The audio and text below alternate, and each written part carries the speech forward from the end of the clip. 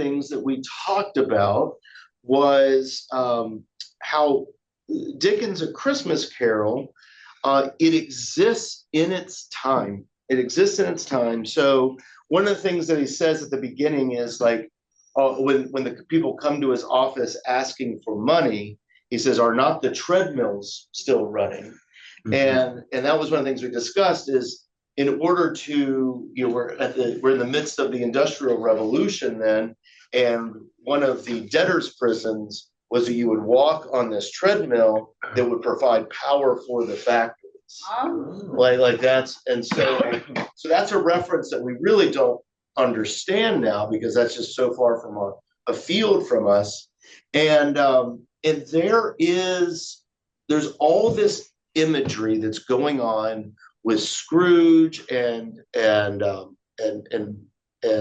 just everything around. There's biblical imagery, and there's just imagery just in general.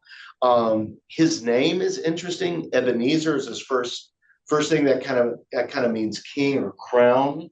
You may remember that one song that says, "Here I raise my Ebenezer." Like, we're not talking about this. like that's yeah. And then Scrooge, I think someone in the video that we watched last week, here's Pam. In the video that we watched last week, they said that Scrooge is kind of a fun, like it kind of is the midst of Screw and then Stooge. It's kind of like that. That's so like it's like a fun, like playing of words with his name. The other thing is there's always coldness that follows Scrooge wherever he goes. Was a theme that we picked up on. Where the kids don't want to listen to him, everything is kind of empty. That is seen. I think one of the ideas that really close to where we stopped was when he walked into his house, like his candle, there wasn't enough light. There wasn't enough light from his candle to illuminate the room. So he was just walking in blackness, living in darkness, right? Like there was. He said he liked darkness because it was cheap. Oh yeah. He liked darkness because it was cheap. Yeah, and yeah. And so that's, he does this, but he has like all of this stuff, but it's all empty. It's all empty and cold. And that is what we talked about was the point of the book. Is that the point of the book is happiness, and Christmas is a time to kind of be happy and joy filled, and the story here is like Scrooge kind of realizing that, like Ebenezer kind of realizing that this is the point there. I think I wrote somewhere early on in this that I was that the point. Let's see here. So this is when Scrooge's nephew comes in to his office. And he's like, "A Christmas humbug, uncle," said Scrooge's nephew. "You don't mean that, I am sure." "I do," said Scrooge. "Merry Christmas. What right have you to be merry? What reason have you to be merry? You're poor enough." Like that's there's no reason for him to be happy. And I think that's the point. And what's funny about that is Scrooge has every reason to be happy, and he's not. He's not happy, and so but everyone else, he's but everyone else is kind of poor, and it's not so much about a book that's saying don't have things or have things. You see. When we meet the Fuzzywigs, they're obviously wealthy, but they're happy, And so the story, I think, is about that kind of happiness, and light comes into it. Something that we'll point out in our reading today, if we get to it, is Fuzzywig when he was dancing. I don't know if you guys noticed it, but it looked like it was light coming from his legs, like that, and so like that's kind of an interesting phrase. So to help catch everyone else up, one other thing I want to say, if you notice all the funny lines pretty much are from Scrooge. So like the line, "You're poor enough," is arguably funny. Like that's all the funny lines. Like Scrooge says really funny stuff. And when I was listening to people, when I was listening to people talk about Scrooge, they said that's probably intentional. That he's funny that way, that you care that he is redeemed. Like that's, and you don't just hate him, in the story. You're like, oh, why are we redeeming this guy? But you also have the capability of being No, he has the capability of being redeemed. Yeah. Without those, you would say he's a lost cause. Yeah. Yeah. Yeah. Lee's in here. She's sitting in the corner. She's yeah. And so and tell her we get to see her when she's on the I know when she's at home, right? Yeah, like usually Lee and Gene are at home doing this on Zoom. So they're all of this stuff. So, and Pam, it's good to see you too. Thanks for joining us today. So he's funny, but he's and all right. So this was a theme that I saw yesterday, and as we continued with the reading for today, I saw it even more. There is a connection to Tiny Tim and Scrooge. Like the first time I kind of see it is Scrooge. Well, this is after he talks about the treadmill. He says, if they would rather die, said Scrooge, they had better do it and decrease the surplus population. Which besides, excuse me, I don't know that. Like it's like, so he's like getting rid of the surplus population. Hello. And so we see that coming in here. And so I think there's this connection in Tiny Tim, and we see it in going into the first spirit too. Was there anything else that the room needed to be apprised of that we talked about last week that was interesting? Was it on that little video we watched? Didn't it say that this book kind of changed how Christmas was celebrated? A lot of our Christmas celebration came from this book. Like a lot of what we value as part of Christmas is really formed in this book, and so like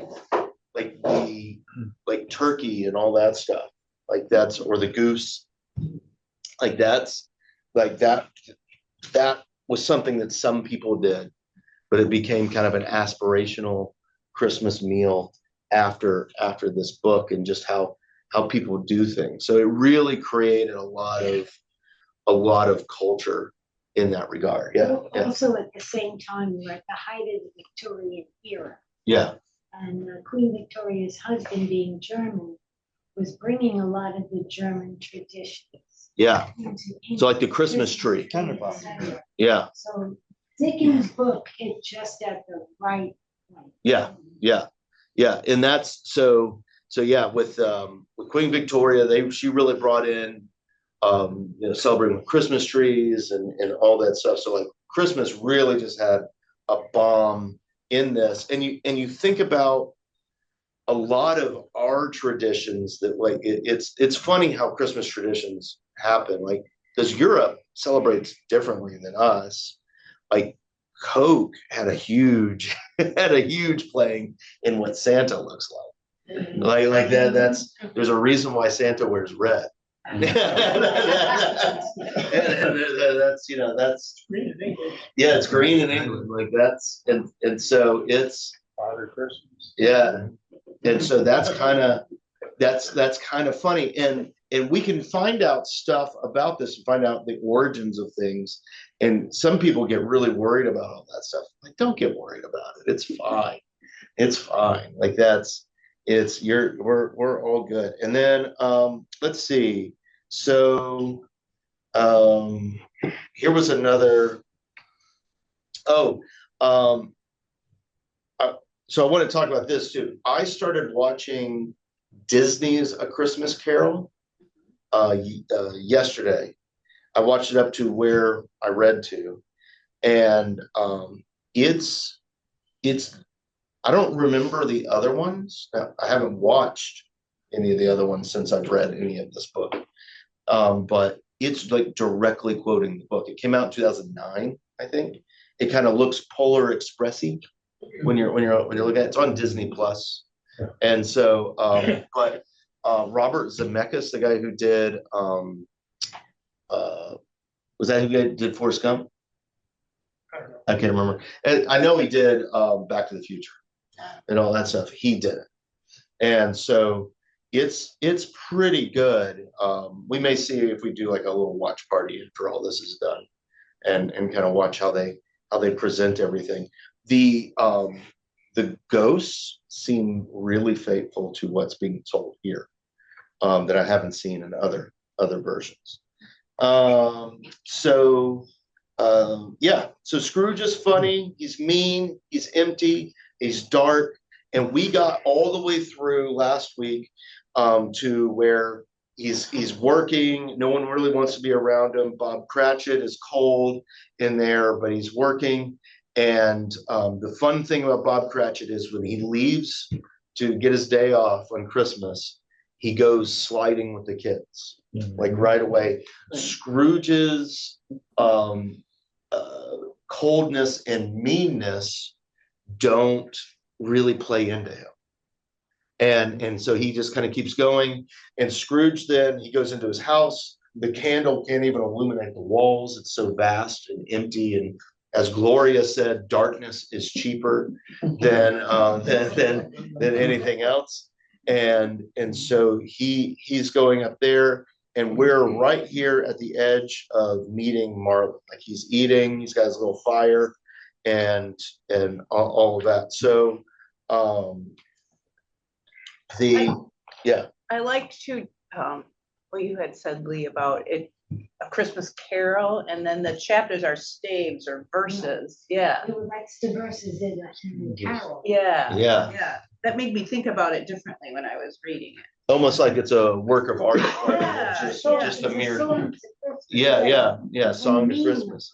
Yeah. And so, and we're looking for biblical imagery in here, and all this stuff. And we are, as we get into Marley, we start getting into a lot of like, and especially the first spirit. My goodness, like it's constant in that. So it's all right. So we'll kind of catch up right where we ended. So he's got this low fire, and it's sitting around all these, it says Dutch tiles designed to illustrate the scriptures, where there's Cain and Abel's, Pharaoh's, and all this stuff. And what we talked about here, this is how we ended last one, is that he's surrounded by the scriptures, yet he knows nothing of them or the story of them. And so like he's just kind of, and then all of a sudden, as he's looking at all of those, Marley's old head is on every one of those little story tiles. And humbug, says Scrooge, as he walks across the room. And then we get into Ed. You want to start like talk about here? Because I know you want to talk about this area. Well, he leans his head against a bell. Now, in the old Victorian homes, they had pull cords in the room which rang a bell up on the third floor or fourth floor or fifth, whatever was the top of the house, where the servants were relegated, so that if the house burned down, they would go. But anyway, so Humbug.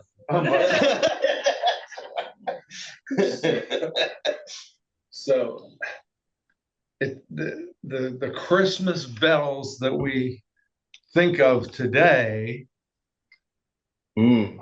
probably, he's hearing Christmas bells, because when he leans against that one bell, not only that one bell, but every bell in the house starts ringing. That's interesting. Yeah. Yeah. Now, how did that happen? Okay. Yeah. Yeah. Yeah. That's interesting. Like connecting. I didn't connect it to just the idea of the Christmas bells. Yeah. Like that. That's hmm. I heard the bells on Christmas. It's the spirit of Christmas starting to cut through. Yeah. Yeah. Yeah. He doesn't recognize it, of course. That's what it It's is. terrifying to him. But Yeah. Because we don't have a time yet there, right? It's like it's not like midnight yet or Right. anything. No, Yeah, so we don't have like a certain time. So but that's interesting. Like Yeah, it wouldn't be there's the these bells outside, Mhm. signaling the hour. Yeah, I Yeah. always thought the bells of Christmas were the bells of Christmas in the church tower. Yeah. Yeah. But there's also these little bells. At that point. Like that's and so it's kind of I like that message of like even these little house bells are like ringing like the two. Yeah, no, It's that's trying to break through. trying Yeah. to break House through. itself is Yeah. trying to But break through. you're kind of like what's interesting about that is I always associated that with Marley coming.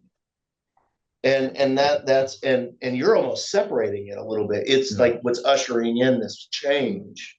And the biggest thing that I saw, and almost every note I wrote in the next stave after we get past Marley and get into the first ghost, I write like manger. Like you have all of these like humble means, yet there's like this incredible light being coming through, like all this stuff. And I wonder, like that's an interesting outlook on how this could be viewed. Is that's like that? It's shining through right as the story is beginning. Like, pay attention. Yeah, pay attention. Yeah, pay attention. That's cool. And I like it says it was there for, the bell was some purpose now forgotten. Yeah. But like you said, now it's saying pay As a attention. forgotten thing. Yeah. Oh yeah, see that's Yeah. good. See, I didn't underline that. Like, see? I'm sorry. They also right. The bells start ringing. In my book, he doesn't hit the bell, or he leans back and looks up at the Yeah. bell. Wow. And then the bell starts to move, and then all of the bells in the house, and as soon as they stop, you use the chains of Marley. And Yeah. I'm seeing the pull cord. yeah. Yeah. Maybe he leaned against the pull cord and started the bell to ring. That's just me, though. You don't have to believe. Yeah. I'm wondering if Marley's You never lied to announcing me his Well, and that's and spirits and yeah, well, that's how I always kind of viewed it, as like Marley was announcing, but there is like I like that communicated for some purpose now forgotten with a chamber in the highest part of the building. Like that's like it's talking about the emptiness of the building, but the fullness is coming in again. And this was the time of seances and mediums. Yeah. And then during seances, then they usually have something. Oh, yeah, like Their the foot and little bell would bells. ring. Yeah. That's what we talked about last week too. is Yeah, it's so like that maybe. for the mediums people- were incredibly popular Yeah, during for that time. during this time frame. So you were using that language to tell the story. No, that's cool. Like that's a fun way of looking at this. And I love that forgotten part that it's like the remembering is coming in now. And we start remembering with Marley. We start like we really start remembering them. So how does Marley stand out to you here? He comes in from the cellar. He comes in from the cellar. Yeah. Yeah. Deep, the dark. Yeah. Like that forgotten area. Yeah. That forgotten area. And he's coming up from the dark, which is hell. Oh yeah. Yeah. Yeah. If you don't have a fire in hell, it'd be cold. Yeah. Well, that's been my contention for a long. A lot of people say hell is hot. They have not been to. I don't know.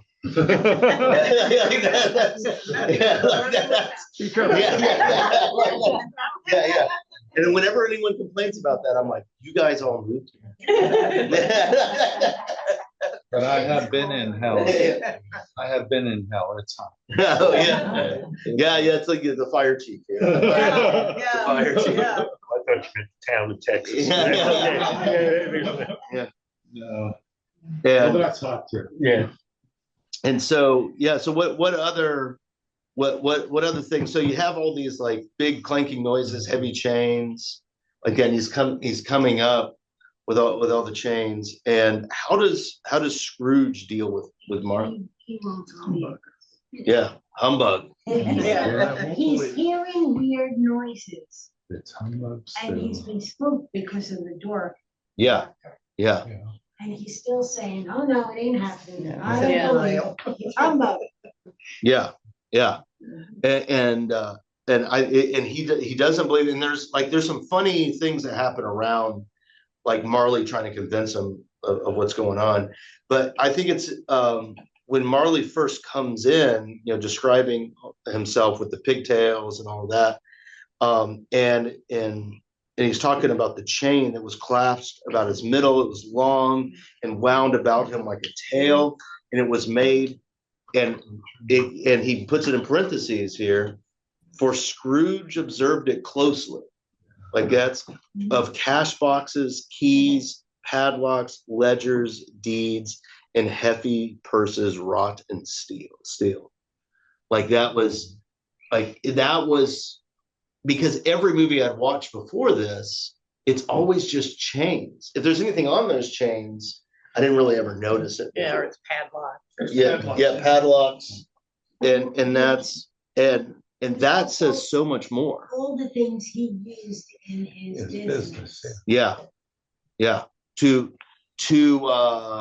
bring misery onto other people. Yeah. To bring or the things that just held him back, from feeling happiness. Like that's it's, I don't know, how are we supposed to understand what all those cash boxes, keys? Were they his gods? Oh, his gods. What he worshipped. Yeah. Cash. Yeah. Pursuit of money Yeah. rather than happiness. Mm-hmm. Figuring that the Or money would serving make him others. happy. Yeah. If it didn't have a profit, it wasn't worth it. Mm-hmm. And we end up seeing he gets called out on that at the end of the first spirit. His girlfriend. Yeah. He gets that's cool that you guys like that's What his idol was. yeah. Well, and it kind of, when I was reading this, it reminds me a little bit of the Great Divorce. Mm-hmm. Hell is getting everything you want. Oh You yeah. don't need anybody. Yeah. And you become more and more isolated and remote. Like it's a very similar idea. Yeah. It's a very similar idea that he's gotten everything he's ever wanted. And yet he's alone and unhappy. And like that's yeah. It's all right. What let's see. What else in this whole thing with Marley like stood out to you guys? Well, again, a funny thing. Yeah. Scrooge often heard it said that Marley had no bowels. He had never believed it until now. Yeah. It's because he's transparent. Yeah. Again, like that's funny. Yeah, like that's and he says a lot of things that are funny. Like when he talked about you could be a piece of undigested meat or a bad potato or Oh yes. some gravy. And that's why he doesn't believe him. Indigestion. Yeah, indigestion can cause all kinds of things. Yeah. Marley has visited me a few Like that's Just the other night. just the other night. Yeah. And that's funny, but it also I think it kind of reveals something even about us. And there's oftentimes when there's messages or things that we don't want to encounter, we're quick to be like, even when we're staring at it. Like that's a clever way of kind of exposing that in ourselves, like that's even when we're staring at it, we're like, that's not really a problem. Yeah, like that's you're just an undigested piece of meat. So that's Yes, sit down. I thought that was odd. Can you sit? Yes. so Well, Oh yeah, I can. Sure. Okay, well then. it, It's so in watching the movie yesterday, they presented that as a funny, like a joke. And it made me look at that, asking him to sit, like it's almost like Scrooge still doesn't believe type of thing that's going on. So, well, he says, "Can you sit?" Which is a thing that we say, like over there, it's like, can you sit type of thing. Yeah. But it's what makes it funny also is that it's a real question as well. Yeah. Scrooge at this point is completely devoid of spirituality. There's nothing going on but rationality. Oh yeah, That is complete modern man. Modern man. Again, that is his Mhm. career, that is life, that is his essence. And this is nonsensical. It's Just an undigested potato. Yeah. exactly right. And Yeah. no, it makes me understand Scrooge more. How preposterous, please. I'm of an age where I've lived in nothing but a rational world. This is to be dismissed. Yeah. Let's get on with it. But as we can see, That's interesting because, we all live in this rational world and our mind makes up the gaps. When there are things we don't understand, Mhm. our mind puts a rational answer to those and fills the gaps. And that's kind of what happened to Scrooge is he I don't really want to believe that's you. So, but you must be this, it must be that. Yeah. Something that I can rationally understand rather than irrational nature. at the risk of being contentious again, spirituality that is absent. Which is what we're doing here, which is what we're focusing in upon. This guy has no spirituality. He's at sea. It doesn't occur to him. And it's going to take a while before that spirituality presents itself and is meaningful to this soul, this lost soul. That's my story. Yeah. But Well, I think that goes on today. I mean, obviously, like people, like evolutionists and stuff. I need to be able to explain how rationally explain how creation, it couldn't have been a God, a creator, it had to have been science and, that kind of thing. well, and so some of that, what you're talking about is a phrase that I've used here for a long time. And it's like when you see things that are weird, like let them be weird, Yeah. like that, and that's like and we do that with scripture stuff. Yeah. Like, because oftentimes we do want to just explain away, even if we do like you bring up like evolution and things like that, but like the hardcore creationists do it too. They're like, oh, it's this 7 literal days. Yeah. And they completely explain all the I'm gonna use an incorrect word, but I think it gets us to where we want to go. All the imagination of it, of hearing the story and being like, oh, and it just enlivens your mind. And it seems like how Mick is explaining it, but there's no spirituality, there's no imagination, there's no spirit, there's no anything else besides just this cold hard facts. And that doesn't even include people or happiness or anything like that. The cold hard facts is that's a good description of it.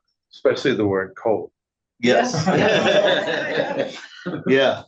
And so all right, as we continue through here, what is going on? What is going on? Because I got to find it too. I wrote a note, but I can't read my own notes. Yeah. Let's see. What happens when you write things? I know, right? If only I would type.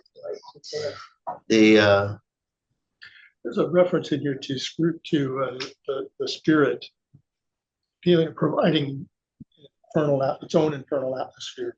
Scrooge couldn't. I didn't understand the atmosphere. Okay, yeah. So I have a note on that. What my note is let me just read it because I still don't know what I wrote.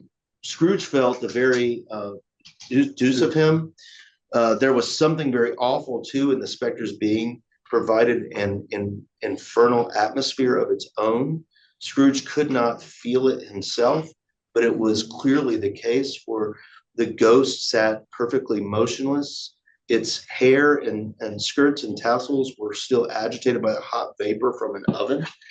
Is that like is Dickens referencing like a hell like idea that it's like it's in there?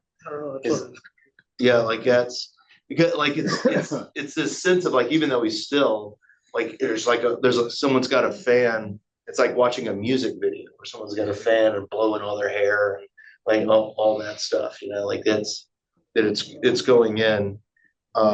So, I wrote ghost vision from an area. Like it's like kind of where he's from. Aura. The aura of it. Area aura. Oh, aura. Maybe you wrote aura.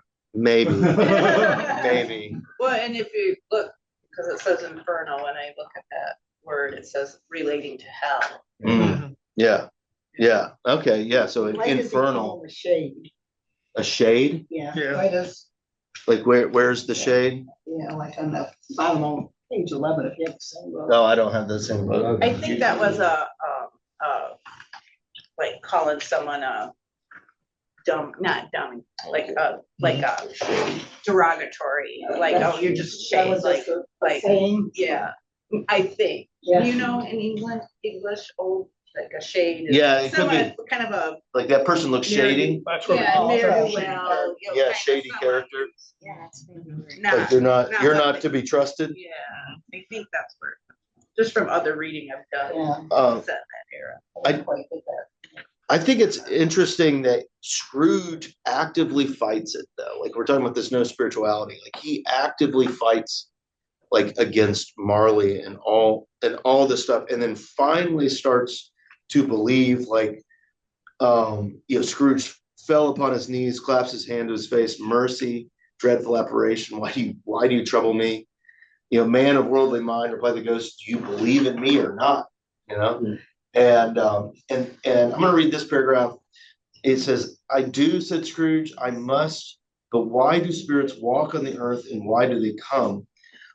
It's required of every man, the ghost returned, that the spirit within him should walk abroad among his fellow men and travel far and wide. And if the spirit goes not forth in life, it is condemned to do so after death. It is doomed to wander through the world.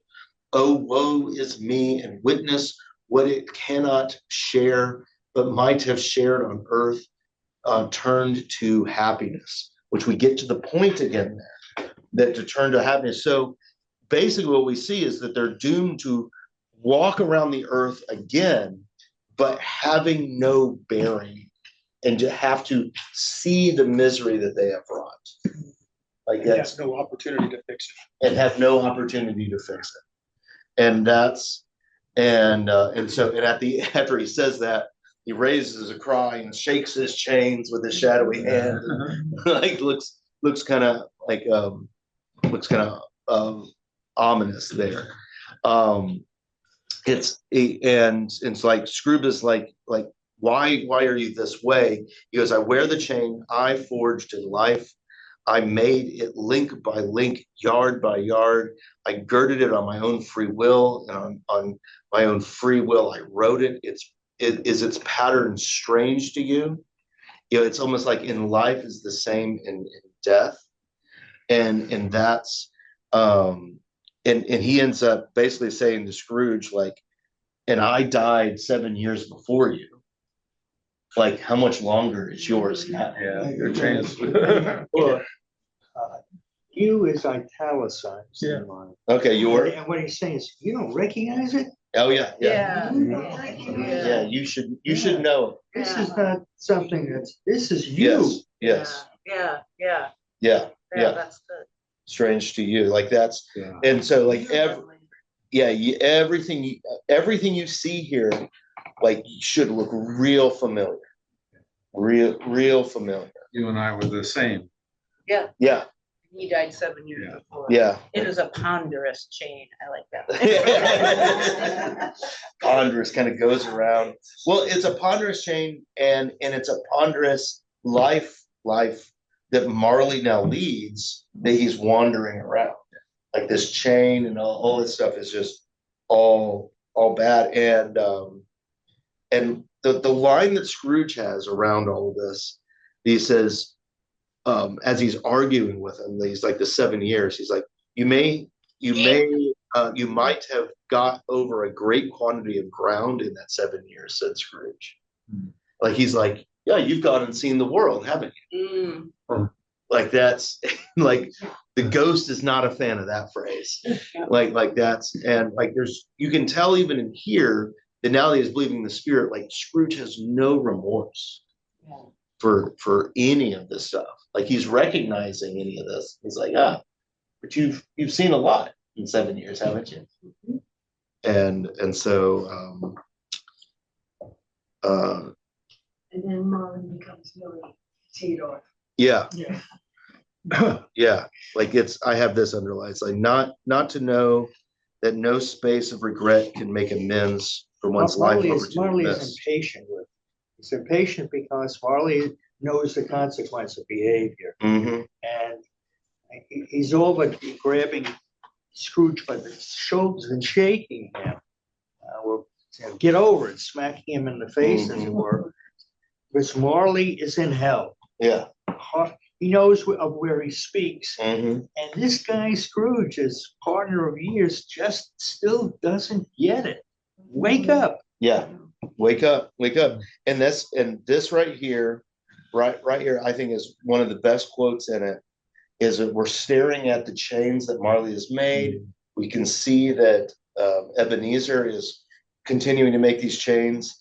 And Scrooge goes, but you were a good man of business. Yeah. Like, that's the only good he can think of, is how good he made those chains. You know, like that's fascinating. Like you were real good at that sentence stuff. What's interesting is, even though Marley is in hell, he still managed to have a bit of compassion. Yes. He's doing everything he can do. Well, so he's actually able to, on this one person, right and amend, right or wrong. Which he hasn't been able to do. And he hasn't been able to do here. He's actually able to help, where all these other times he hasn't been able to, as we're going to see a little bit. And this gets us right into our first big biblical theme. I think it's right after the business stuff. He's good with the business. Yeah, something that catches me here. Yeah. And I read this to her. He says, but you were a good man of business, Jacob. But it says, faltered Scrooge, who now began to apply all this to himself. So he's trying, to me, when I read that part, it's like he saw what happened to him and he's looking at himself for the first time. Starting to get scared. Yeah. Wow, that's how good. I read that. That's a good connection. That's a good connection. And he's still thinking about himself, like, I'm good at business. Yeah. Like, and we go back to the God thing where we'll be confronted with later. Like, that was his salvation. You know, I was good in business. And so, and it says this, it's just a couple of paragraphs underneath that. At this time of the rolling year, the specter said, I suffer most. So at Christmas, I suffer most. Why did I walk through the crowds of fellow beings with my eyes turned down and never raised them to that blessed star which led the wise men to the poor abode, where there are no poor homes to which its light would have conducted? Like, he realizes that he's got much more in common with Herod in the story that he's looking to kill Jesus, you know, like that, than to ponderously follow the light, you know, and all that stuff. And I was just like, and that has, like, in that little thing, and this book does it a bunch coming up, like, perfectly encapsulates that kind of vision that we have now of that manger scene and the nativity, of just kind of ramshackle poorness in the back. And yet all the light of the world is being funneled through all of that, you know? And that's, and I was like, oh, there it is right there it is. The one thing I had a question about, because it starts talking about light after this, couple paragraphs down from that, that is no light part of my penance. Yeah, pursued the ghost. I am here tonight to warn you that you have yet a chance and hope of escaping my fate, a chance and hope of my procuring Ebenezer. I want it's remind us that sounds like king. But this next sentence is the one I'm like, why does he say this? And I don't know. You were always a good friend to me, said Scrooge. Thank you. Well, because Jacob's telling him, I wanted to come to you. I'm the one that whatever the cost, he said, I'm gonna go warn Scrooge. And Scrooge is starting to realize that. Yeah, because he said, yeah, of chance and hope of my procuring, I got this for you, you know, to warn you. Yeah. And so he says, thank you. But does he really mean it? Does he just He's want to trying go to tell away? Is it just, is it, Escape my fate, because he's not gonna be able to escape it, so. Yeah. So he's telling Ebenezer that you need to see if you can change. yeah.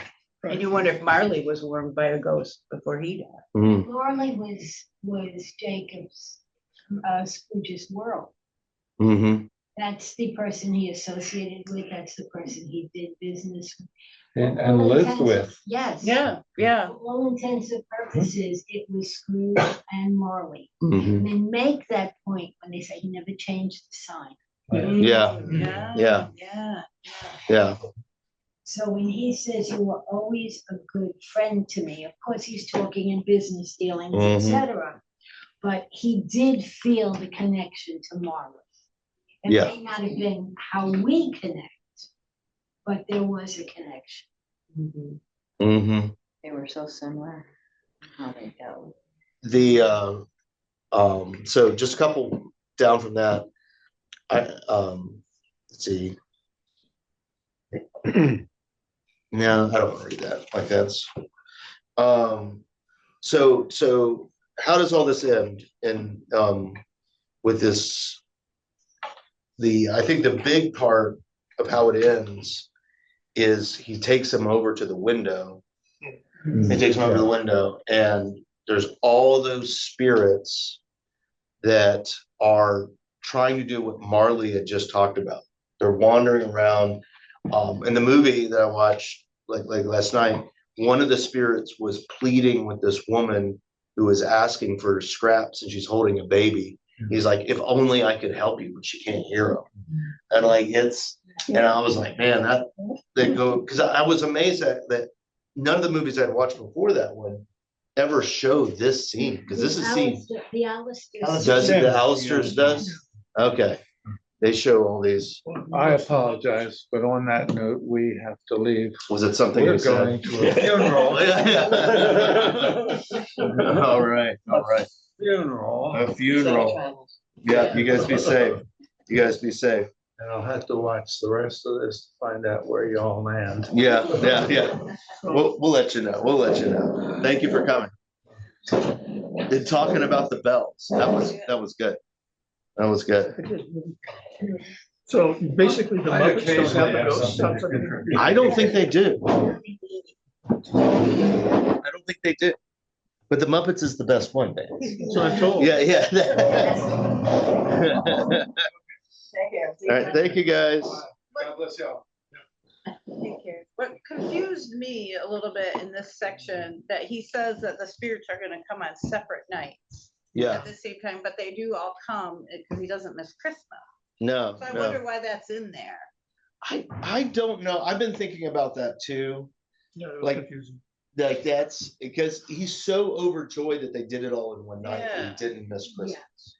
But he also says, can't they all come tonight? Once, and he says, no, that can't be. Yeah. Warren says, no, that can't be. But they'll come on separate nights, but then they all come. Yeah. They all come during the same hour too, don't they? One of them Each Yeah, that's when the bells ring and then the Each spirits come. Yeah. But it- Is it, do they it's a come at Christmas 1, 2, miracle, and isn't 3? it? They all came. Oh, okay. You know, it was actually the same night, but it was all the three of them come on that night. Oh, okay, yeah. You lived it as a, Oh, Yeah, yeah. incredible. Yeah. The clock is the same time each time. Time stands still while he's out there. Yeah. So that's, and it kind of feels like, and it sounds like he feels like all these experiences are a complete day.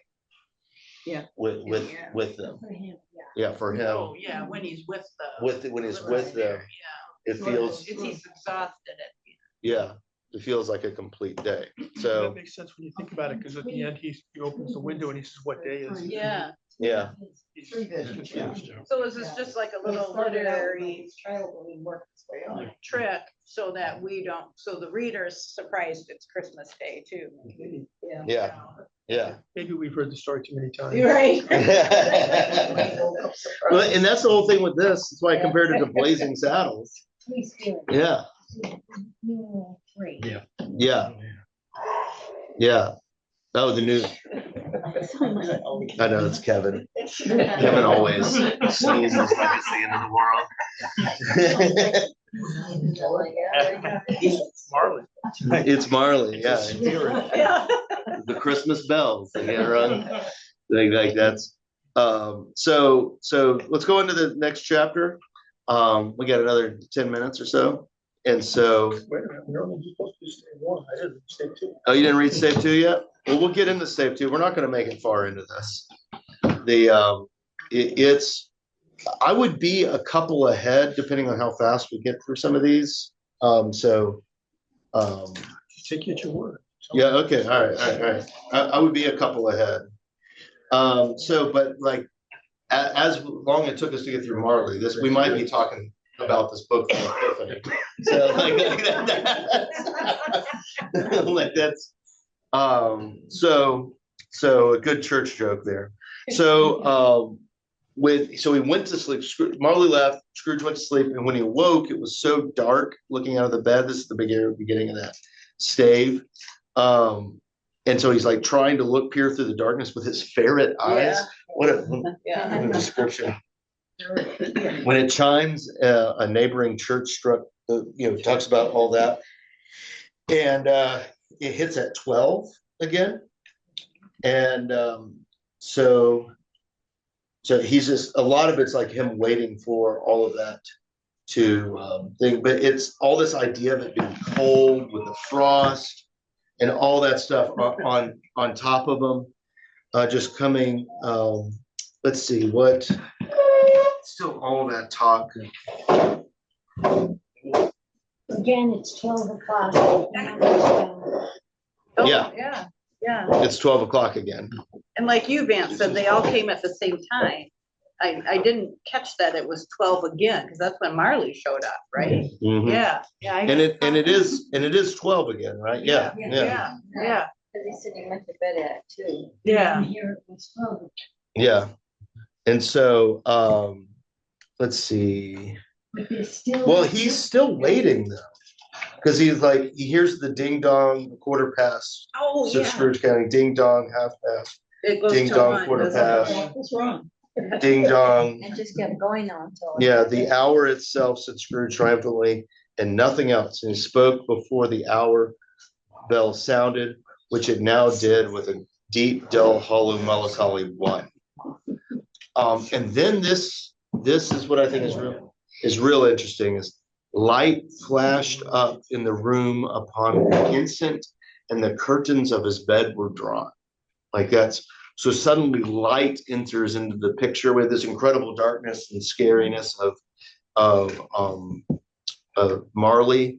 But now everything that we hear about this abode of Scrooge is that it is of a utter darkness. Mhm.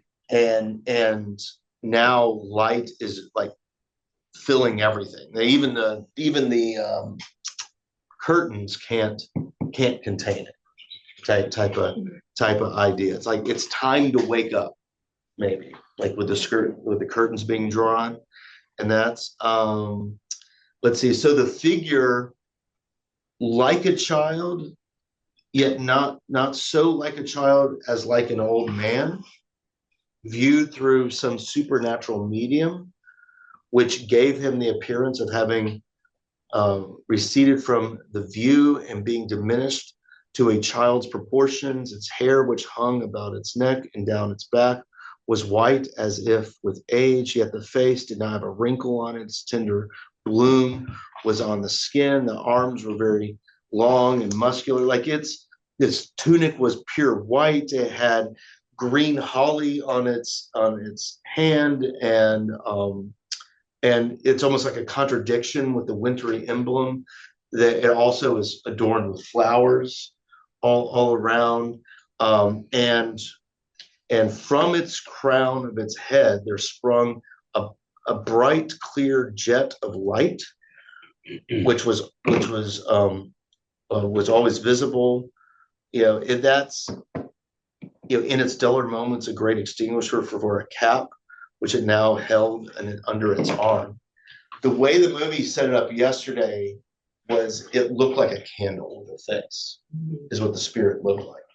And so with him having an extinguisher for a cap, that would make sense. It looked like a candle, and the candle's face was always like shifting and moving, like a candle, like that, flickering and stuff like that, which is really an interesting image of how light is being presented. Now we consider, like, we have, I mean, even in the last 10 years, the lights we have in here is an adaptation. It's LEDs that we have here, but I mean, you look at the light is so even and so smooth, in here, and the light is very much like moving around, it's like it has life to it, like a campfire has life to it. And I think that's kind of what it's trying to say, like with this muscular, tender, no wrinkle, yet looks old. Like that's where we're going back into the past, and all of it. It's almost like this spirit is holding all of those past memories, of I remember when I was young. I remember growing older. I remember, all those things. Is there anything stood out to anyone else with this as we get into the spirit? Yeah, he says, you're the spirit of, I am the ghost of Christmas past. He says of long past. This is no of your past. And I guess long past, I didn't know what that meant. Is he talking about the original Christmas, or is he talking about? Yeah. I guess it was an interesting. It was just an interesting question. I guess if the spirit showed up in my bedroom and said, "I'm the spirit of Christmas past," I wouldn't say how far back. Yeah. But it's interesting. He asks the question. Yeah. Scrooge is it the real Christmas deal? Yeah. Yeah. This is so odd for Scrooge to think of Christ. A little bit of breaking in. Right. Yeah. Starting to show. Yes, right. Yeah. Starting to think of that. That's a good observation. When I'm going back a little bit, and I didn't understand this the first time I read it, but today when I was looking at it, when he woke up and it was still dark, and he's like, "Did I sleep through the day? Oh yeah. Is it?" That and whole then conversation. he says he figured out, no, it's the same night. And he said this was a great relief because, and it's in quotes, I didn't really understand it till now. 3 days after sight of this first exchange, pay to Ebenezer Scrooge or his order. So, and so forth would have been mere United States security, worthless if there were no days to come by. So 3 days, that's a payment. Pay Scrooge in 3 days. Oh yeah. Yeah, that's right. That's good. Yeah, and I didn't get and he's that. Like he's missing money. Well, and that was, and then the 3 days. Yeah, and the 3 days. Resurrection. And the 3 days. That's good. That's good. No days. Like that's this whole payment thing, but also the resurrection. Yeah. Paying it all type of stuff. It's one thing I wrote, like when you look at the figure itself fluctuated in the distinctions being now one thing, one arm, one leg, now with 20 legs, part of legs, head without body. That made me think of like when Isaiah goes into the courts of God and there's all those cherubim and seraphim with all the wings, and like it's in many times in the Old Testament prophets when they're trying to describe what the courts of God kind of look like it just I'm not putting, it's just this kind of like it's almost overwhelming trying to describe, and That's the point. It's indescribable. he can't hold it down. He can't hold it down, but he does ask him to. Like he goes, so right after Vance's thing, like long past, inquired Scrooge as he's looking at his dwarfish stature. No, you're past. Perhaps Scrooge could have told anybody why, if anyone could have asked him, but he had a special desire to see the spirit in his cap and begged him to be covered.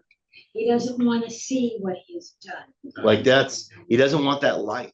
Yeah, don't show me. Yeah, he wants the Don't remember make me his see. cap. Don't see. His cap is a snuffer. Yeah. It's a candle snuffer, and he went. I was like, ooh, I that's missed that. yeah, like that's I assumed it was because the room was dark and the light was too bright. yeah. Well, Well, then I think there's some of that too, but yeah, And then the Spirit says, is it not enough that you are one of those whose passions made this cap and forced me through whole trains of years to wear it low on my brow? So you're trying to snuff out the light. Yeah. Man, that's I have that underlined too, Yeah. like this. And I wrote this little light of mine on the side. Like hide under it. like that's yeah, that's a great line. That's a Yeah, great line. it Like is. it's trying to actively snuff out the light. And so we'll do like one more little paragraph here. Scrooge expressed himself much obligated. Well, the ghost says your welfare. So Scrooge expressed himself much obligated, but he could not help but thinking that the night of unbroken rest would have been more conducive to that end. Like, could this only been, this kind of goes back to what you were saying, could this only have been one? And the spirit must have heard him thinking, your reclamation, take heed. And then he basically takes him outside into the, Rise and walk. and yeah, rise and walk with me. And so, which that sounds familiar too. So let's end there for next time. And make your way through, this is Stave1 that we're on now. Make your way through 3. That way we're ready to go. I guarantee you we won't get through all of 2. And I thought we were gonna blast through this much faster than we are. So like that's, and so like that's, but the most interesting part about this to me is this whole newfound light character, and that he's been trying to, like, you've been trying to snuff me out, spirit of light, like this whole thing.